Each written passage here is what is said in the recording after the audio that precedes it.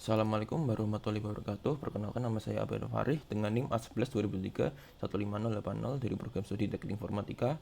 Hari ini saya akan mempresentasikan ujian akhir semester kecerdasan buatan dari kelompok A11 4503. Jadi pada presentasi ini saya akan melakukan eksperimen klasifikasi teks pada artikel berita BBC News yang nanti ada pendekatan natural language processing. Jadi pada era digital ini kita membutuhkan banyak sekali kategori yang akan terus bertambah, dan karena itu kita membutuhkan sistem otomatis ke dalam kategori seperti bisnis, sport, politik, dan entertainment.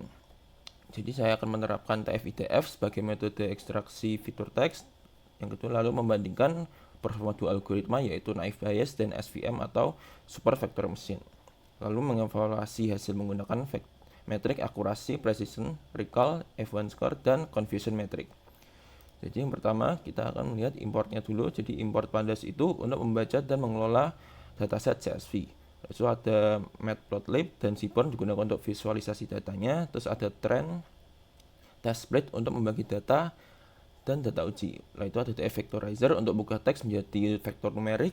Lalu ada multinomial LEB sebagai model naive Bayes-nya dan linear SVG sebagai model support vector mesinnya. Lalu ada accuracy score, klasifikasi report, dan confusion metric untuk evaluasi performa modelnya. Lalu yang pertama ada cara mengolah dataset menggunakan link CSV-nya yang didapatkan dari Kaggle ini. Jadi yang pertama ada URL dari datasetnya, lalu ada dfet dari CSV untuk membaca CSV-nya, dan lalu ada dfet untuk membuat tabel kategorinya. Yang pertama ada kategori dan teks. Kategori itu jadi judul kategori beritanya dan teks isi artikelnya.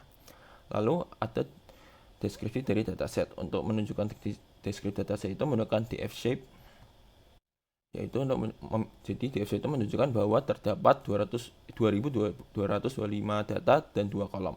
Lalu ada df info yang nanti bersifat non-null, yang artinya itu tidak terdapat missing value, datasetnya dapat diproses lebih lanjut. Lalu didistribusikan menggunakan value counts yang dibagikan kontribusi kategorinya, yaitu sport ada 511, bisnis ada 510, dan politik ada 417. Dan tech ada 410, entertainment 368. Jadi distribusi ini relatif seimbang, jadi sehingga bisa sangat baik untuk eksperimen klasifikasi. Lalu ada pre-processing datanya, jadi pengecekan missing value menggunakan df isna sum. Terus ada penghapusan data yang kosong dengan drop NA. Lalu ada penghapusan data duplikat dengan drop duplicates. Jadi setelah pre-processing ini nanti datanya bisa bersih dan konsisten. Jadi tahap ini agar model tidak belajar dari data yang salah atau yang berulang. Lalu ada visualisasi distribusi kelasnya.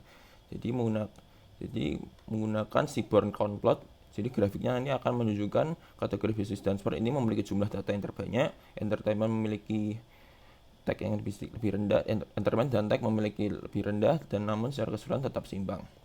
Jadi kondisi ini juga menguntungkan karena model dapat belajar secara adil dan semuanya kelasnya tanpa ada yang dikontrol oleh opini orang.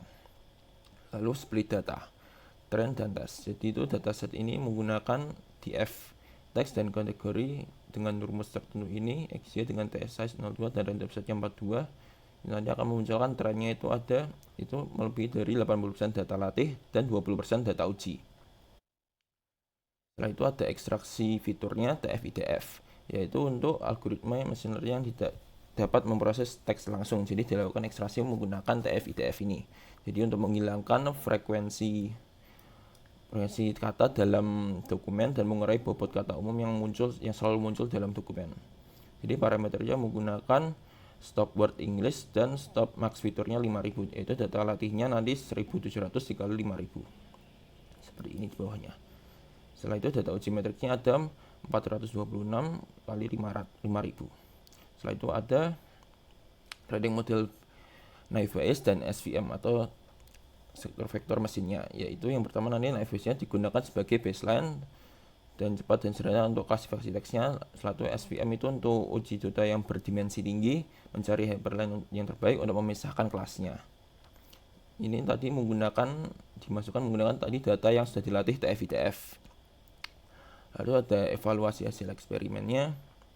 Jadi nanti naive Bayes itu memiliki akurasi yang lumayan tinggi, yaitu naive Bayes-nya memiliki 97,42%, yaitu SVM-nya mendapatkan 98,12%. Lalu nanti naive Bayes-nya itu mengalami kesalahan seperti kategori tag dengan trickle 0,91, dan SVM itu juga menunjukkan performa lebih stabil, precision trickle, dan advanced trickle yang hampir sama di semua kategori. Lalu pada kategori sport SVM ini juga hampir mencapai F1 score 1.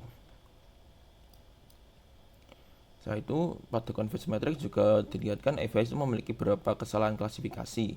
Antara kategori yang mirip SVM lebih memiliki banyak prediksi benar pada diagonal utama.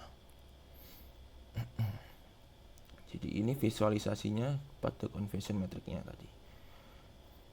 Dan ini naive Bayes-nya juga sama, dibuat jadi tabel, jadi 99, 0,73, 79, 101, dan 8 seperti yang ada di atas.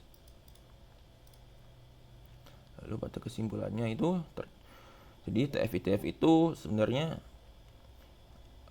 jadi SVM itu bekerja lebih baik karena TF-ITF itu menghasilkan data yang berdimensi tinggi, dan naive Bayes menggunakan fitur independen yang kurang sesuai untuk teks SVM, tapi SVM mampu menampilkan kombinasi fitur kata secara lebih optimal karena dataset relatif seimbang dan tidak diperlukan penanganan imbalance seperti oversampling dan undersampling. Lalu kesimpulannya TF-ITF itu aktif untuk mempresentasikan teks berita, dan kedua model itu menghasilkan performa yang sangat baik. Jadi SVM itu memberikan hasil yang terbaik dengan akurasi tinggi dan yang stabil, dan BBC News Dataset AT sangat cocok untuk digunakan eksperimen klasifikasi teks multi kelas. Jadi terima kasih, itu saja dari saya. Assalamualaikum warahmatullahi wabarakatuh.